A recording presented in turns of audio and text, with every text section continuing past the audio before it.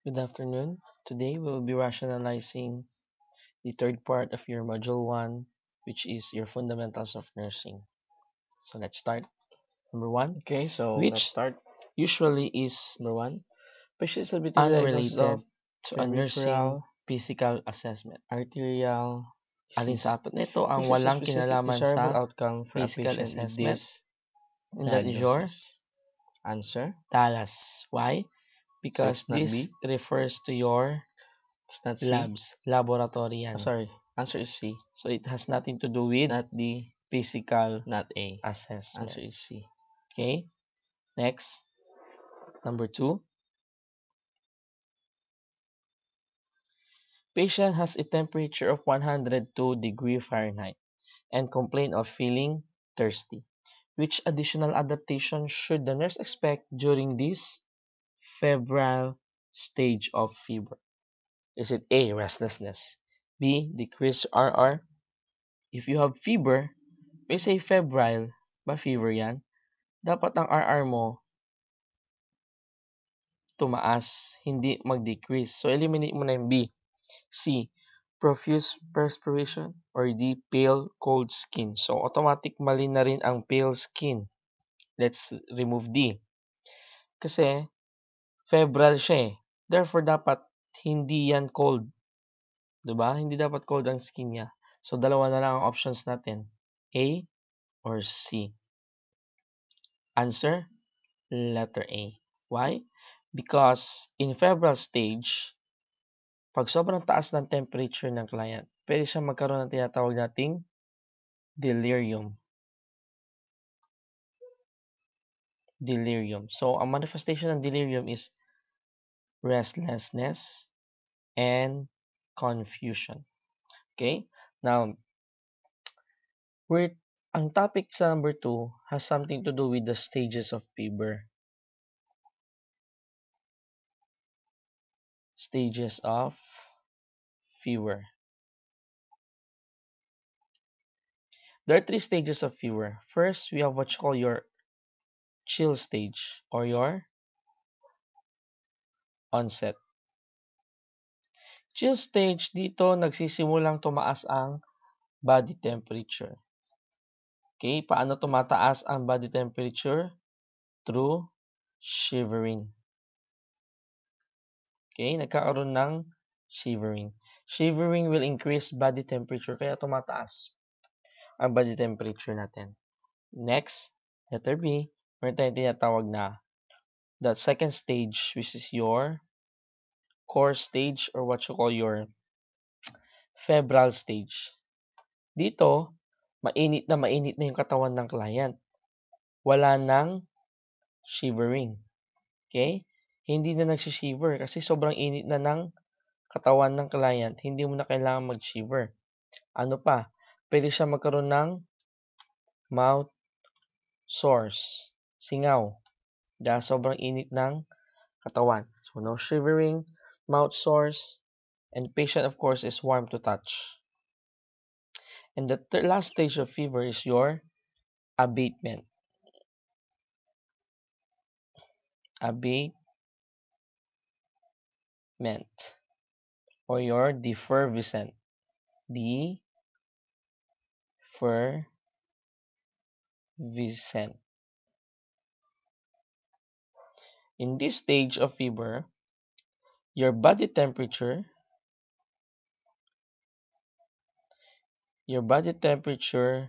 returns to the normal value. O bababa na uli yung body temperature mo. So these are basically the 3 stages of fever. Okay? Next, number 3. Nurse is performing a psychosocial assessment. Take note of the word psychosocial. Which assessment should be identified as a subtle? Subtle means hindi masyadong kita, hindi masyadong obvious. Subtle indicator of depression. Crying is obvious na depresya. Tense posture is obvious sign. So it's either A or B. Answer, letter A.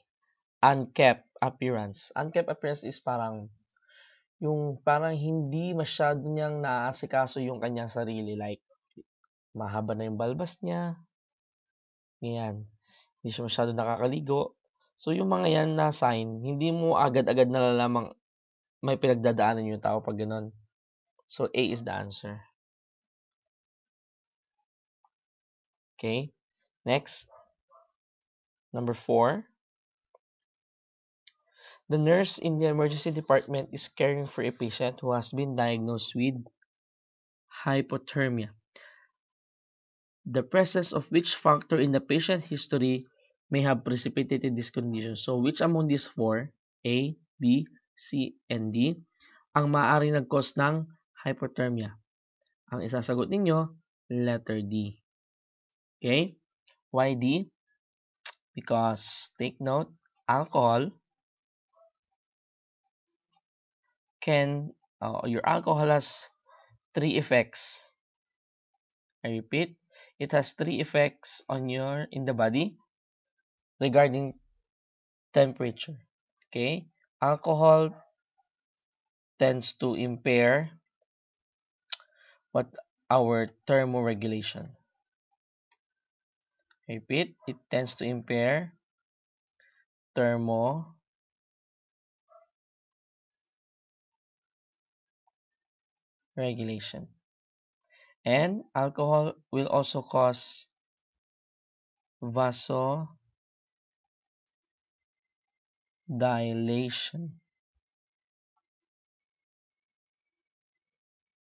And we all know that vasodilation increases heat loss. So, mas nawawala ang init ng katawan. And last but not the least, another effect of alcohol in the body is it inhibits. Okay, it inhibits shivering. Now, we all know that the function of shivering mechanism is to increase body temperature. Therefore, if walang shivering, nagdi-decrease ang ating heat, your heat production.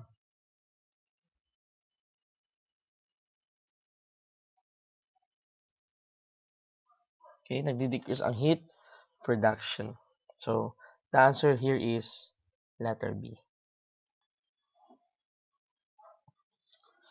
Okay, number 5. Patient has lost approximately 2 units of blood during vaginal delivery. Which response to blood loss should the nurse assess the patient?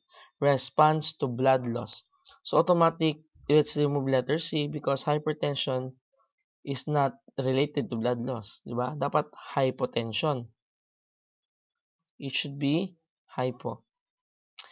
Increase urine output is not also related to blood loss because if you're losing blood, dapat ang urine output natin mag-decrease. Letter D and letter A ang natira. Ang sagot natin, letter A. Remember your hypotachytachy, hypotension, tachycardia, tachypnea. That's a response to blood loss or hemorrhage or in worst scenario, shock. So the answer is letter A. Okay, let's just move number 6. Number 6, the nurse understand that a concern that is common to concern regarding collection of specimen. Specimen for what?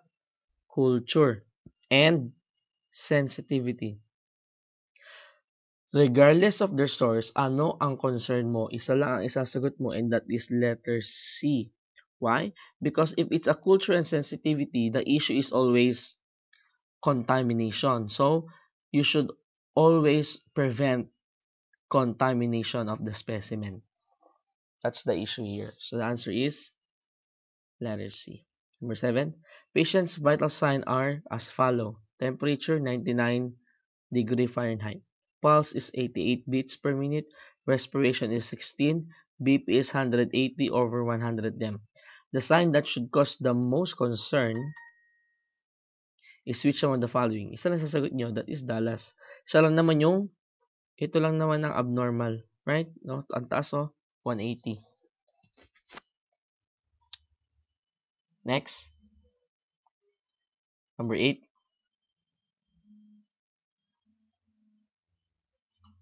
A patient is admitted to the emergency department with difficulty of breathing. Which patient response is identified by the nurse causes the most concern? So the patient admitted, anong case niya? Meron siyang difficulty of breathing. Now, which response identified by the nurse will cause the most concern? In short, alin sa apat na ito ang concern mo? Well, if looking at it, parang lahat sila concern mo. But, isa yung pinaka most concern, and that is letter A. Why? Because this is an absolute sign. Diba? It's an absolute indicator. Sorry. It's an absolute indicator of decreased oxygen. Kasi kahit walang wheezing, kahit walang shortness of breath, kahit hindi niya ginagamit ang accessory muscles niya, as long as meron siyang low O2 sat, concern mo yan. Therefore, the answer here is letter A. Next. Number 9. Patient is admitted with tentative diagnosis of myasthenia gravis. Physician orders edroponium chloride tensilon 2 mg to be administered IV. After no reaction, physician again ordered 8 mg to be administered intravenously. The expected response is an improvement in muscle weakness, confirming the diagnosis of MG. However, within 30 seconds after administration of 8 mg, patient experiences a cholinergic reaction with increased muscle weakness, bradycardia, diaphoresis, and hypotension. The physician ordered atropine sulfate 1 mg to be administered IV. Vial of atropine sulfate indicates 0.5 mg per ml. Calculate how many ml of atropine should be given to the client. So, remember our formula. Tisard or yung doctor's order divided by our stock or yung nasa nakalagay sa vial times quantity o yung amount ng pinang-dilute. Ito yung pinang-dilute nila. In this case, it's 1 mg of atropine, that's the order of doctor, divided by yung naka-stock mo, yung gamot mo, ang laman niya ay 0.5 mg per ml. Therefore, the answer here is 2 ml. The answer here is 2. Next. In number 10, sorry guys, kasi dapat merong figure ng woman dyan eh. Here in number 10, dapat merong figure ng woman dito. I forgot to include, so hindi nyo masasagutan. So, let's make this bonus question. Okay?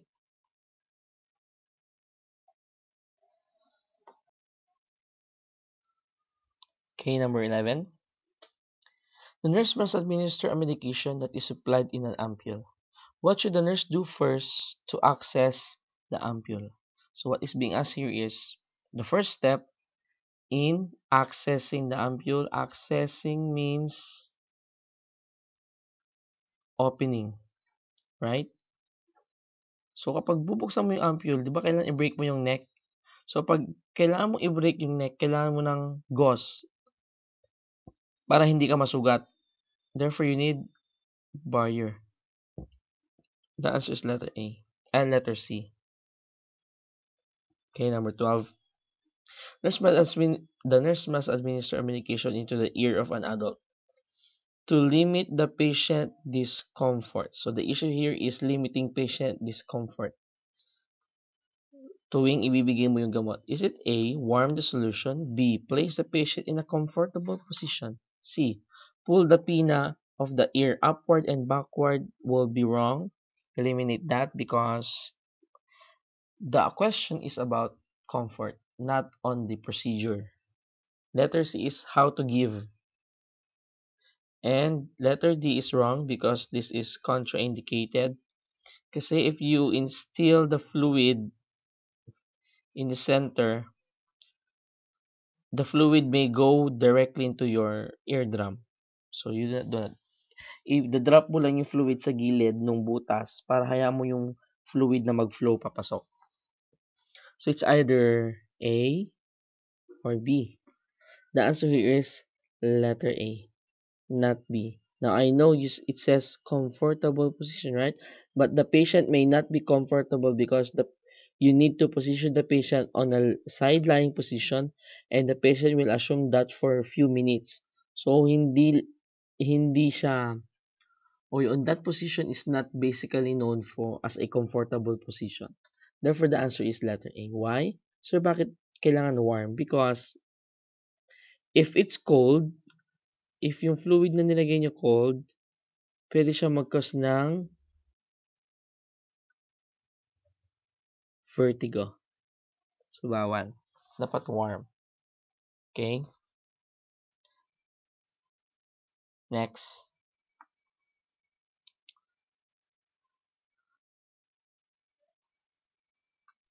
Number 13. The nurse instruct a patient to inhale deeply and hold each breath for a few seconds when using a handheld nebulizer. Nurse provide this instruction because this action will. Ano daw ang rationale kung bakit kailangan mag-inhale deep and hold your breath? Ang isasagot nyo, obviously mali ang A. Prolonging the treatment. Ibig sabihin, pinapatagal mo yung treatment procedure? No, that's not the right answer. Limit hyperventilation. Walang kinalaman yan. The reason why kailangan mag-hold ang breath is to, letter C, disperse. Para maikalat nyo yung, tandaan, pagka breathe in nyo nung lumalabas na usok, kailangan mag-i-hold mo yon para, kasi pag nag-exhale ka kaagad, parang nilalabas mo uli yung gamot o yung bilang nebulize sa'yo. So, kailangan i-hold lang mo yung breath mo, hayaan mo kumalat sa lungs mo yung na-inhale mo from the nebulizer. Next, number 14. Which abbreviation indicates to the nurse that the physician wants a medication administered at bedtime? Obvious naman ang sagot dyan, letter B. Because HS means hours of sleep. PC means after meal. Well, PO means take the drug orally. While AC means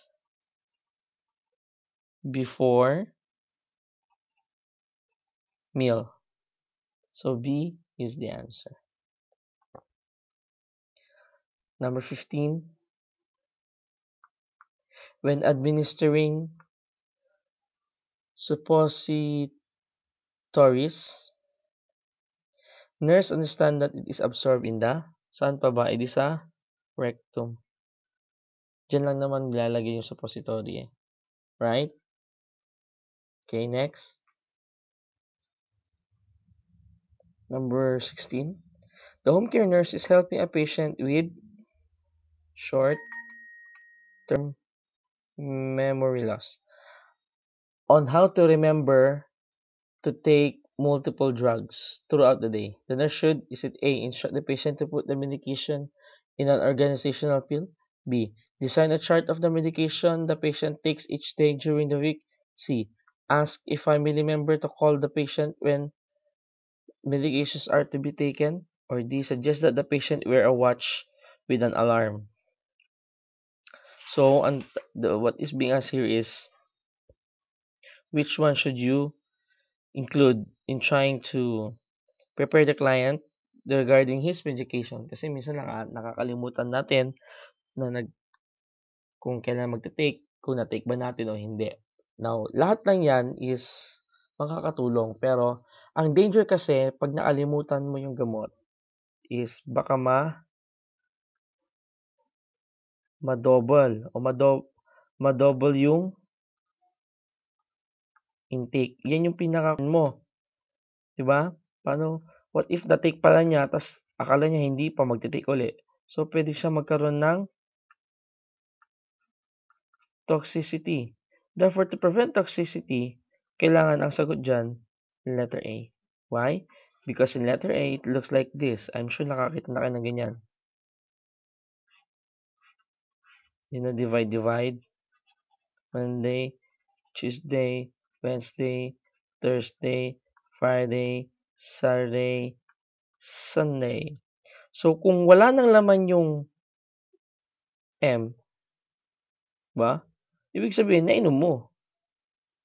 Or, pwede ring yung box by time. Diba? 8 a.m., 9 a.m., 10 a.m., 11, 12. So, kung empty na yung 8, ibig sabihin, nainom mo siya. So, o kung may laman pa yung 8, ibig sabihin, hindi mo pa naiinom. So, hindi mo muna iti-take yung pang 9 mo. That's why the answer is letter A. Next, number 17. Nurse is to administer an eye irrigation to a client's right eye. What should the nurse do at this time? So, mag-eliminate muna tayo. Eliminate B. Why? Because of the word asepto. This is too large. Masyadong malaki yan pang irrigate ng mata. Baka ma-injure yung mata. And eliminate C. Because dito, clean lang. Hindi kailangang sterile. Clean lang. So, that leave us to only one. A or D. Sagot, letter A. Because we do not position the patient right lateral, diba? Ang position ng patient supine with head elevated. Tapos naka-extend pa backward yung ulo. That's how you irrigate eye. The answer is letter A. Next. Number 18. I just move this up. A medication is delivered by Z-track method. When the nurse, alin sa apat na yan, ang description ay Z-track method. Is it A? Special syringe ang ginagamit? No. We do not use, or it's not important, or it's not necessary for us to use a special syringe when we perform Z-track. So, eliminate A. Mali yan.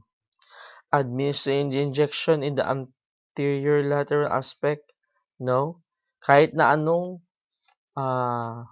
Z-track can be done anywhere or any site for IM injection. So, it eliminates C. So, that leaves us to only two options left. That is either B or D. The answer is letter B. Pulls laterally downward on the skin before inserting the needle. Because letter D, inject a needle in a separate spot for each dose on a Z-shaped grid. Mali yan. The answer is Boston. Number 19. The nurse must reconstitute a powder medication. The nurse should A. Keep the needle below the initial fluid as the rest of the fluid is injected. This is wrong because hindi dapat mag-touch sa fluid yung needle. Instill the solvent that is consistent with the manufacturer's direction. C. Score the neck of the ampule before breaking it. Pag ampule, laging liquid na yan. Hindi mo na kailangang i-dilute pa yan, i-reconstitute. So, it's either B or D. D. Shake the vial to dissolve the powder. We do not shake. Di ba niro-roll lang natin siya sa palm natin. Therefore, the best answer is Boston. Kailangan, hindi pwedeng basta-basta yung ginagamit nyo pang dilute ng gamot. Kailangan, tignan mo yung direction kung ano yung pwede. Direction na nakalagay sa label ng vial. Okay? 20. Nurse is preparing to administer a tablet to a patient. The nurse should remove the medication from the package. Kailan tatanggalin yung gamot from the package? Siyempre, pag nasa bedside ka na, hindi papunta ka pa lang, tinatanggal mo na yung gamot from the package. No. Kailangan, as much as possible, di ba, bubuksan mo, tapos iabot mo sa patient. Tapos, i-witness mo na iinumin niya. Okay?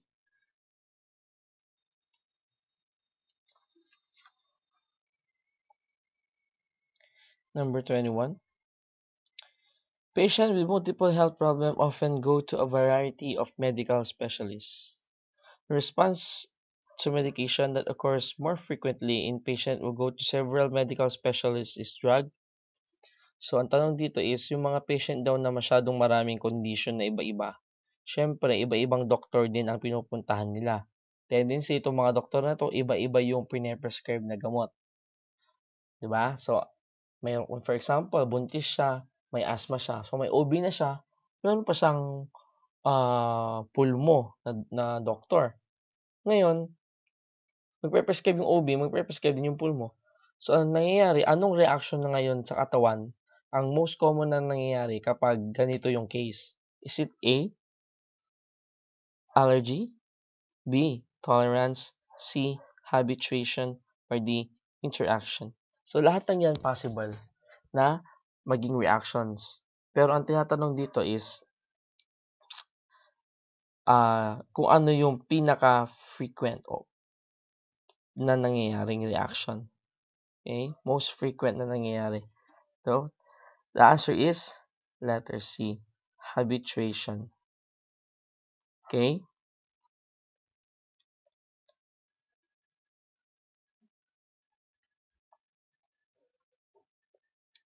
Number 22. The nurse is responsible for administering medication into a group of patients. The nurse understands that which choice below is the most effective way to achieve and maintain drug therapeutic level. So, issue here is to maintain a drug therapeutic level. So, remember that certain drugs have their therapeutic range in our body. An example will be, for example, digoxin. Isn't it that the therapeutic level of digoxin is 0.5 to 2 nanogram. So that's the therapeutic level. If it's less than 0.5, if the level of digoxin in the body is less than 0.5, hindi siya effective. Hindi siya therapeutic. Pag more than 2 nanogram naman, toxic siya. No? So, delikado. Kasi ang gamot sa katawan natin, nag-fluctuate. Diba? Binibigyan natin ang gamot. Halimbawa, binibigyan ang gamot every 4 hours. Pero maraming factors na nakaka-effect o nakaka-affect sa absorption niya. Diba? So, yung level ng gamot, imbis na ganito, hindi. Minsan nag-fluctuate yan, ganyan. Ayaw nating mangyari yan. Gusto natin, diretso lang. Diba? Constant siya. So, which among these four ang makaka-achieve nito? Is it A, IV push, B, sublingual, C, oral, automatic? Mali na yan. Kasi ang daming factors ang pwedeng maka-affect niyan. Sublingual, mali din. It's either IV or large volume. Sagot, the last. When you say large volume infusion, it means the medication is incorporated to an IV. Sinasabay o ini-inject natin sa IV yung gamot. At yung IV naman, di ba?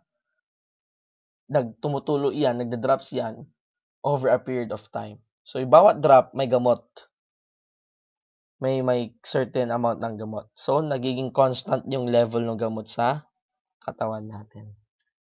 So the answer is letter D. Number 23.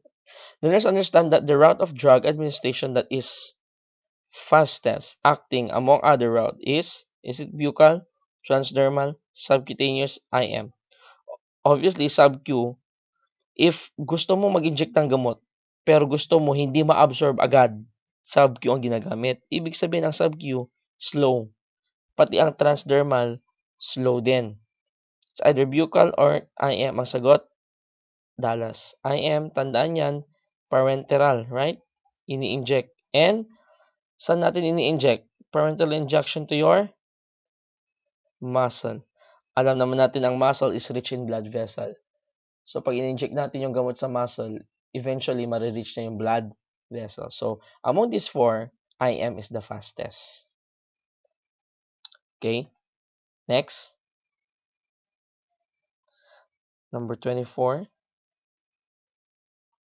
While the nurse is applying a transdermal patch, the patient asks the nurse, why can't I just take a pill? Bakit hindi na lang daw siya pwede mag-take ng gamot orally? The advantage of administering drug via transdermal is it A, limit allergic response? No.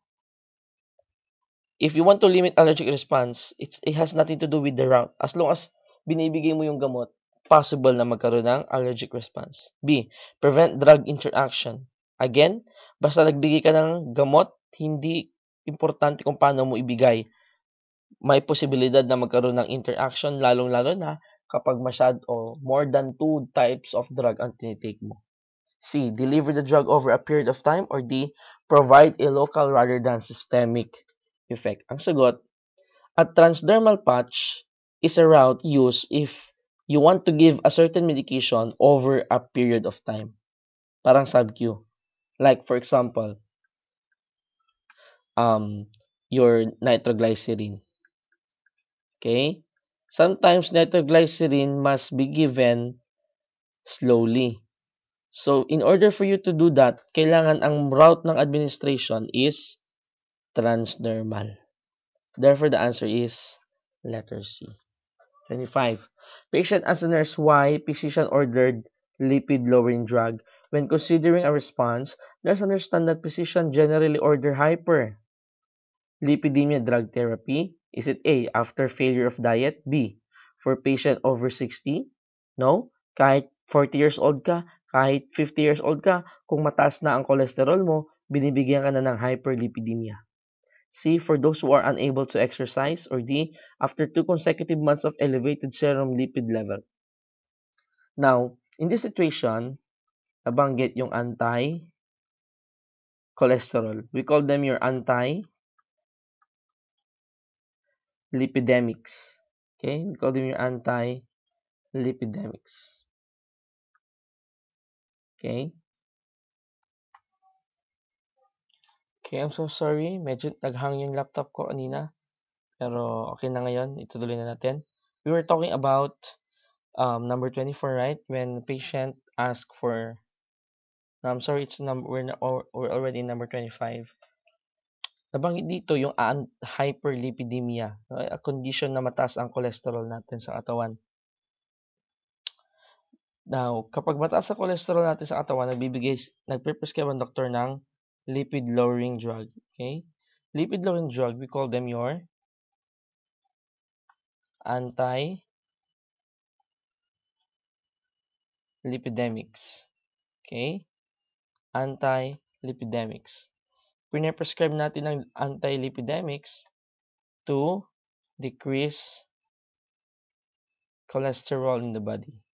We prescribe anti-lipidemics to decrease cholesterol. Now, number 1, pine-prescribe natin, pag may mataas ang cholesterol natin sa katawan, ang unang approach is diet and exercise. Diet and exercise. Pag hindi tumalab yung diet and exercise na yan, okay, saka tayo nagbibigay ng anti-lipidemics.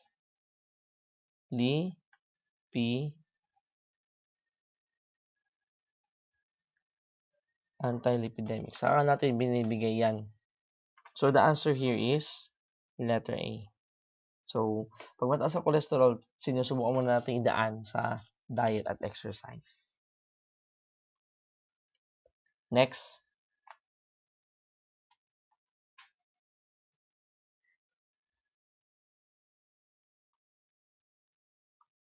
(26) Nurse administer prescribed antiemetic. The adaptation that indicates that the nurse or indication to the nurse that the patient is experiencing a therapeutic response to this medication is, so in-hand natin yung therapeutic effect ng gamot. Ano ba yung gamot? Anti-emetic. So how would we know na therapeutic o anti-emetic kapag nabawasan ang vomiting? Okay? C is the answer. 27. When contrasting, ibig sabihin pinag-iiba natin ang pre-filled na gamot at between multi-dose vial. Nurse understand that the primary purpose of unit dose cartridge is, so ano raw ang function ng unit dose cartridge? So baka bago sa inyo to. Minsan may mga gamot kung saan nakalagay na agad sa syringe. Ang gagawin mo na lang, i-inject. Ang tawag natin dyan, pre-filled disposable cartridges. Pre-filled. Yung multi-dose vial, ito naman yung the usual one, wherein you still have to inject the vial, aspirate the drug, o inject air, aspirate the drug. Kailangan pang i-prepare. Yung nauna, yung pre-filled, prepared na, i-inject mo na lang. Nabibili na siyang nandun sa syringe. Now, ano daw ang primary purpose ng pre-filled cartridges? Ang isasagot niyo dyan, the main reason is to ensure purity of the drug. Kasi ito, yung manufacturer mismo ang gumawa. Hindi wala ng dilution, prepared siya. Therefore, ensured ka na pure yung gamot. 28. A pre-surgical patient is being weaned from long-term prescribed corticosteroids. So, matagal daw siya nagtitik ng corticosteroid. This time, tatanggalin na raw o aalisin na yung pagtitake niya ng corticosteroid. In short, hindi na siya magtitake. The nurse understand that this is necessary because sudden discontinuance of corticosteroid can contribute to. So, ang tinatanong dyan, ano ang maaaring mangyari kapag bigla ang hininto yung pagtitake ng corticosteroid? Ang isasagot nyo dyan, shock. Because shock is a complication of what you call your adrenal insufficiency. Okay? Adrenal insufficiency is a condition wherein mababa ang steroids ng katawan. Okay? So, bakit mababa yung steroids sa katawan? Kasi, for the long time, nagtitake ka ng gamot na corticosteroids. Therefore, during this time, may available na steroids sa katawan kasi nagtitake ka nga. Your adrenal gland stops from secreting steroid kasi nga, may iniinom ka naman. Ngayon, pag bigla mo tinanggal yung steroid at biglang hindi mo tinitake, yung adrenal gland will need some time before it can produce steroids. So, pag bigla mong hininto, prone kang magkaroon ng or nagkaroon ka ng adrenal insufficiency. Nagkukulang ang steroids ng katawan. At alam natin ang steroid is necessary para maka-adapt ang tao sa stress. So, kung walang steroids, hindi tayo nakaka-adapt sa stress. Eventually, pwede magkaroon ng shock. That's why the answer is Dallas. Next. 29. The patient has an order for Lomotil. It's an anti-diarrheal drug. Nurse should teach the patient to A. Inform physician if diarrhea persists for more than 2 days. B. Be alert to the fact that it may cause hyperactivity. C. Limit fluid intake to 2000 ml per day. Or D. Avoid crushing the tablet. First, let's eliminate what is wrong. Eliminate B. Lomotil is not a stimulant. It should not cause hyperactivity. And Lomotil is an antidiarrheal drug, right? Therefore, there's no need to limit fluid intake. The fact that you're taking Lomotil, ibig sabihin may diarrhea ka, hindi mo pwedeng i-limit ang fluid intake mo. So, mali ang C. So, it's either A or D. Answer, letter A, because Lomotil is not, okay, Lomotil is not enteric coated. Pag enteric coated, saka lang bawal i-crush. So, mali ang D. Answer, letter A. 30. Nurse is administering an antihypertensive medication to a patient. Which patient adaptation should the nurse identify as an excessive response to the antihypertensive? When you say antihypertensive, pampababa ng BP. Therefore, ang excess response, sobrang babang BP. And the answer is Boston. Okay, next.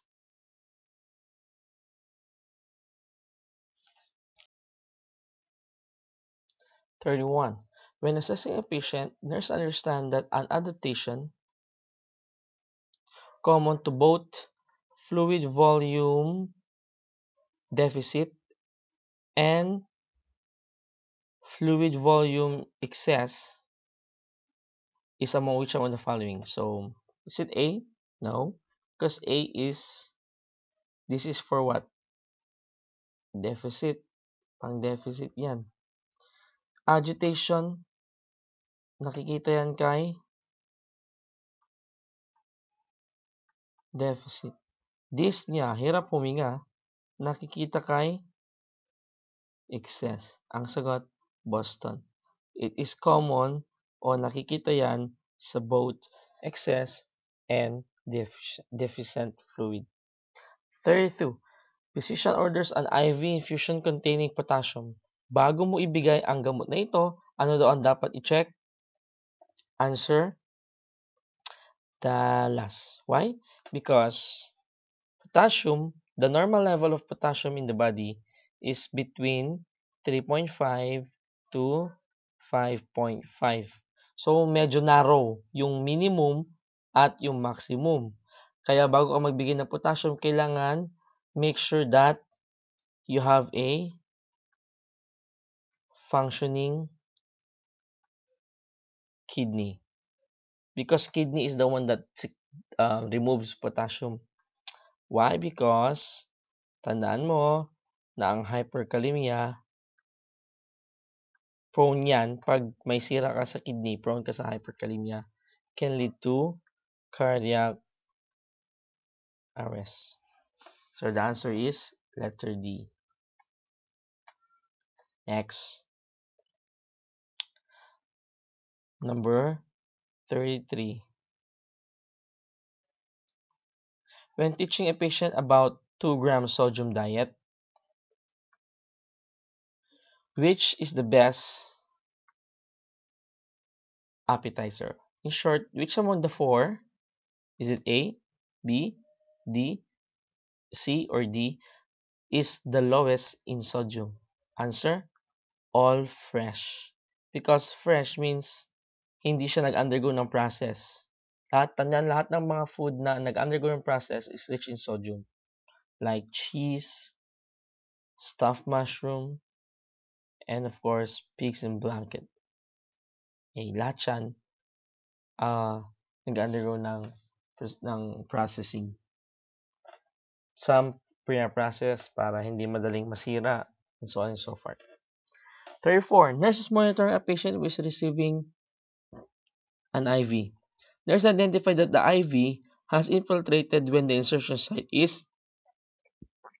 So first, let us define what is infiltrated. So if this is your blood vessel and there's a needle injected here, right? There are times wherein the needle injected here suddenly goes out. So lumalabas yung needle, imbis na yung dulo ng needle nasa loob ng blood vessel, like in case A, in case B, yung dulo ng needle lumagpas. Therefore, yung fluid na dumadaan dyan, andirito. Dito na iipon. Ngayon, yung skin over that area, ang nangyayari, umuumbok.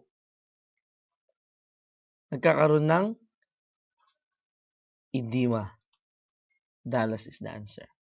Okay? So, this is what you call your infiltration. Now, there is a similar case wherein lumabas din yung dulo ng needle. And we call that your extravasation. Okay? So, both of them, ang nangyari, lumabas yung dulo ng needle. Lumabas yung needle from the blood vessel. Ano ang pinagkakaiba ng dalawa? Now, we just call it infiltration if, di ba, may solution dito.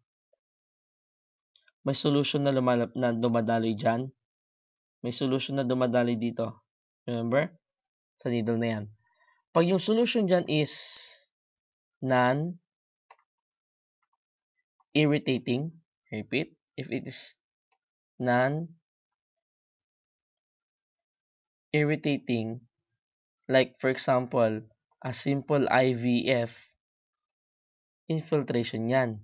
Pero pag yung solution na dumadaan doon is very irritating, ang tawag natin sa case na yan, extravasation.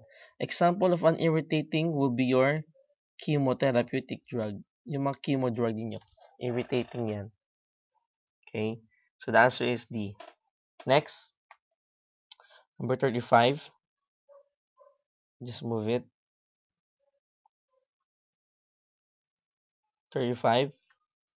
Nurse is documenting a patient's INO and what should be recorded at approximately 1/2 of its original volume. Alin sa apat na yan, pag ni-record mo siya sa INO, dapat kalahati lang nung binigay mo. Ang isasagot mo is letter A. Okay? Why? Because ice chip is solid, right? For example, a 1 ml solid ice chips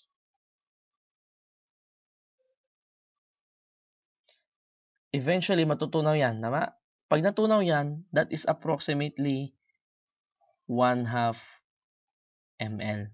So, pagdating sa intake niya, di ba? Huwag mong ilalagay na 1 ml. Kaya ang ilalagay mo 0.5 ml. Kasi nga solid yan eh. Tendency mas mataas yung volume.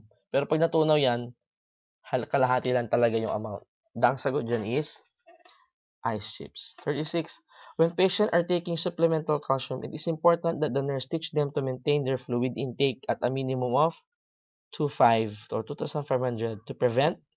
Remember, if the issue is calcium and fluid, it only means that there is a possibility of stone formation. Therefore, best answer is letter A. Next.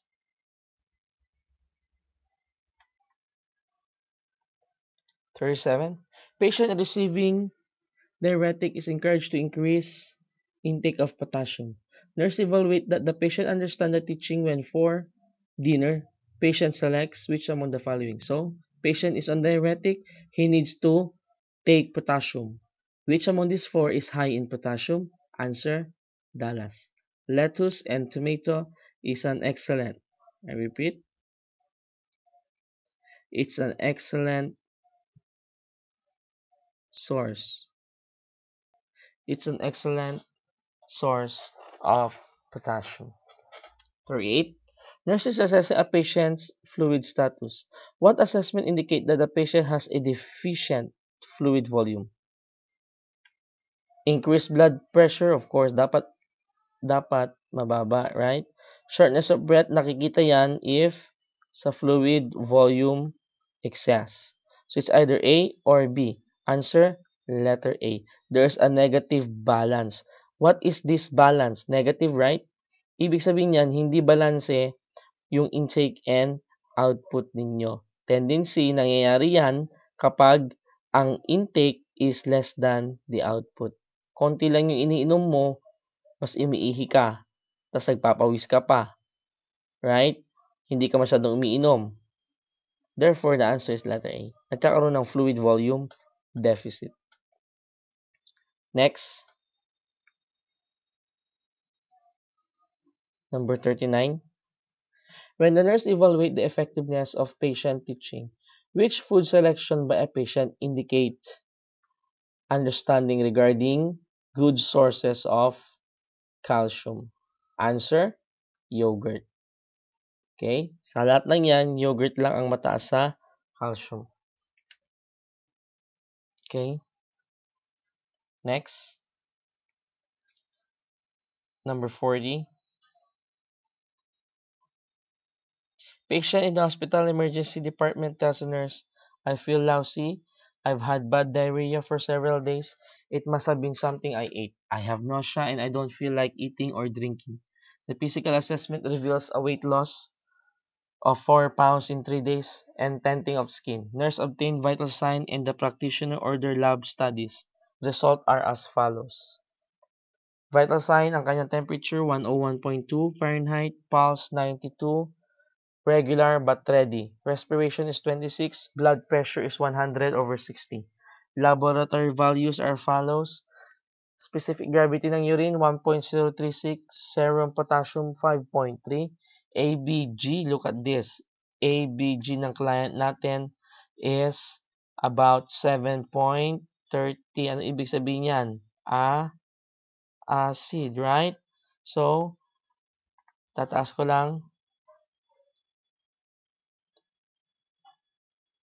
Therefore, the appropriate answer in this situation is letter C. Siya lang may acidosis. Okay?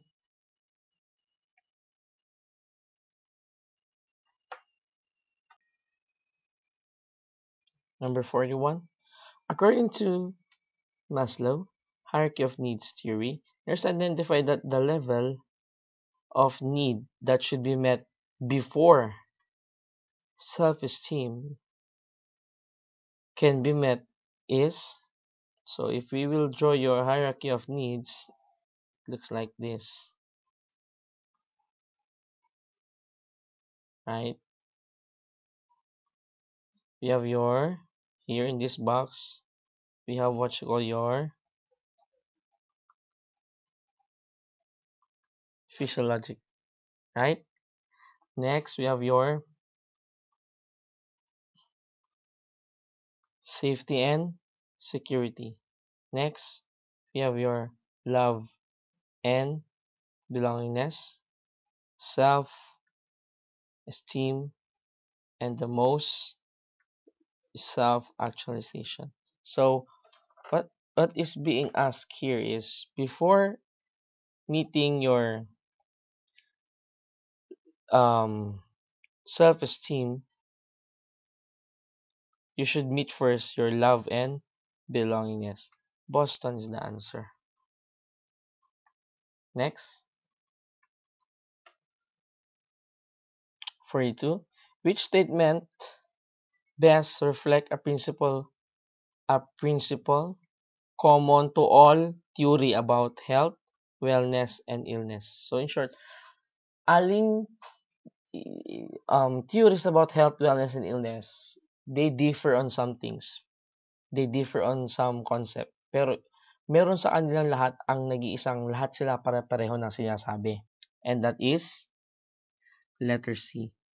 Many variables influence perception of health. Okay? So the answer is letter C. Next, 43. Public health nurse is considering the needs of members of a community. Nurse identify which social stressor possesses greatest risk in precipitating illness. So, alin sa apat ang pinakamataas ang chance maging o mag-cause ng illness? Is it A, change in marital status? So, kunyari, pag namatayan ka o na-divorce ka, may effect sa health? Not necessarily. That's why we eliminated A. B, teenage motherhood, single parent family? Not necessarily. So, it's either B or D. But which one of these two is greater? Answer, letter D. Patient or a person who is just living on the street is exposed to many factors like violence, infection, cold weather, and so on and so forth. Therefore, the answer here is letter D. Next, 44. Which is an example of an adaptation to physiologic stress? So, hanapin natin yung physiologic stress. A, sunburn. Stress yan, right? Pero, it's not physiologic. It's physical. So, eliminate A. How about B? Diarrhea. Eating contaminated food. This is what? Is it physiologic? Pwede. How about C? Shortness of breath. Pwede rin. How about D? Rapid heart rate during final exam. Okay, what's the answer here? So let's eliminate first. Okay, let's continue. We're talking about physiologic stressor, right? So, like I said, sunburn, hindi kasi physical yan. Diarrhea, hindi rin kasi it's not a response to stress. That is a response to microorganism, right? And not D because this is psychological stress. Remember? Psychological. Ang hinahanap natin, physiologic. Answer, letter C. Shortness of breath is physiologic.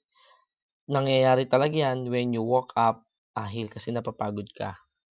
Physiologic. Walang problem. Walang injury. Normal. Okay? 45. According to Maslow, which behavior list describe a person who is self-actualized? A person who? Autonomous? Of course not. Ang hinahanap ha, list. A, autonomous is congruent with self-actualized person. Able to see good in others is congruent with self-actualized. Has the ability to solve problem is congruent to a person who is self-actualized. Dallas is the answer because external locus of control means a person is easily influenced, madaling maimpluwensyahan ng external sources. So, madali mo, kunyari, may nagsabi lang sa kanya ganito, magbabago na isip niya. So, madali siyang ma-influence. So, mababa ang kanyang self-actualization. Okay? Number 46. Nurse, understand that concept basic to health illness continuum is, ang sagot niyo yan, Boston. No distinct boundary. Okay? When you say continuum, it refers to the line. Sabi dito, wellness. This is illness. Somewhere between illness and wellness is bad health. Okay? Ano pa? Sorry. This is worse health, bad health, good health, better health. Right? So, sabi ng health illness continuum, there is no distinct definition or state para malamang healthy ang isang tao. Because, from time to time, every day, we move along this continuum. Minsan, nandito tayo sa best health natin. Best health. Pero minsan, bumababa tayo sa bad health. Right? For example, exercise ka ng exercise. Oh, nasa good health ka. Ngayon, Isang buwan mo pa lang yung nag-exercise, hindi ka na uli nag-exercise. Bumalik ka uli sa bad health. Nagbisyo ka pa, pumunta ka sa worse health. Eventually, marireach mo yung point kung saan magkakaroon ng illness. So, yan ang ibig sabihin ng health illness continuum. Kaya ang sagot natin, Boston. Okay? Number 47. Okay? So, please paki-change ito ng 4. This is 47. Nurse complete a difficult day at work and feel satisfaction in helping others. According to Freud, the feeling of satisfaction is associated with anong personality? Sagot, libido. Okay? This is your pleasure principle. Okay? The answer is letter B. May self-fixation, ito yung hindi ka makamove on sa isang stage. Superego, on the contrary, ito yung conscience natin. Minsan, pag nasusobrahan natin sa pleasure, nakokonsensya tayo. That's your superego telling you something, influencing your decision making. Okay? 48. Which person is considered healthy when referring to what you call your role performance model? Okay? Under the role performance model, okay, sorry for that. Under the role performance model, a person is healthy as long as he or she can still function. Okay? Healthy ka as long as you can work. Ang sagot dyan, letter A. Coach, kahit paraplegic, still nagko-coach siya. So that's a role performance. So pagdating sa role performance model, healthy yung taong ito.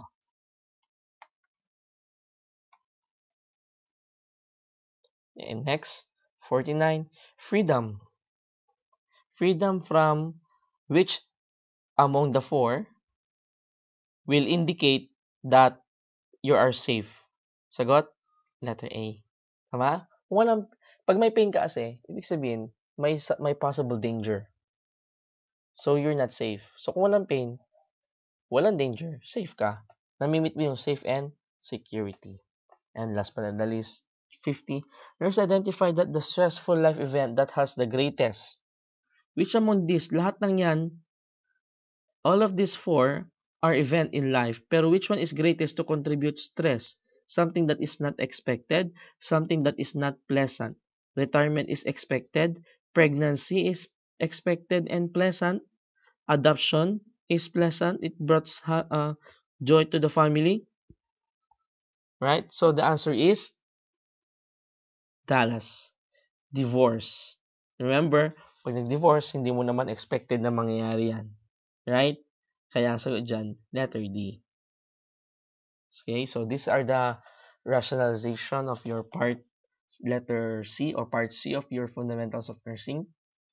So we're done with your module 1. We will now proceed to your module 2, which is your obstetric and pediatric nursing. Thank you. I hope you got high in this test.